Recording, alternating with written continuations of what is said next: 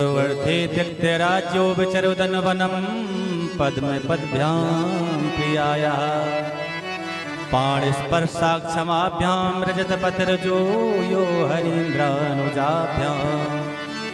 और वन में चले गई तो उनका मुंह नहीं लटका,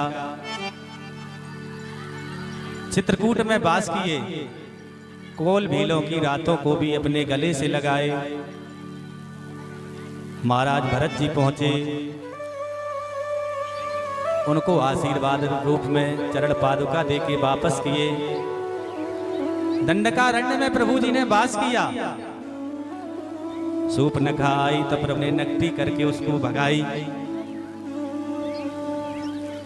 वो अपने भैया के पास रोके पहुंची कि मेरे नाक कान काट लिए। खरदूषण आया तो प्रभु ने उसको भी परलोक पहुंचाया।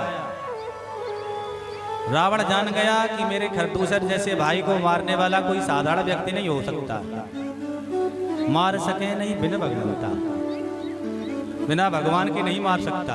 बोले अब कैसे बात बने? तो मामा मारीच को भेज दिया सोने का मृग बना करके, और किशोरी जी को वो स्वर्ण का मृग भाग गया और कहने लगी प्रभु हमें ये मृग चाहिए।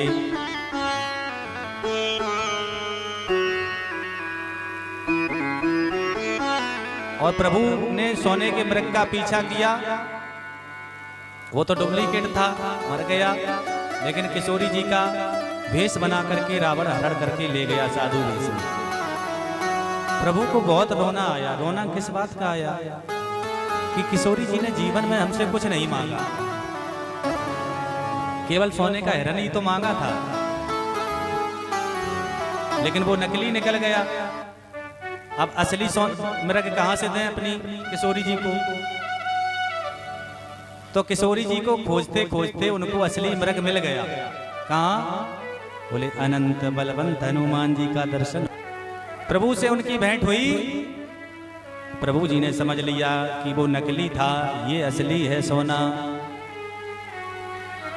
वानरों को भी शाखा मृग कहा जाता है। शाखा मृग के बड़े मनुष्याई, शाखा थे शाखा पर जाई। अब हमने तो पसंद कर लिया है, अब हमारी किशोरी जी ने यदि पसंद कर लिया तो इसी को अपने अवध में लेके चले जाए। नवमुद्रिका के माध्यम से किशोरी जी के पास पहुंचाया। सुन माता शाखा मृग।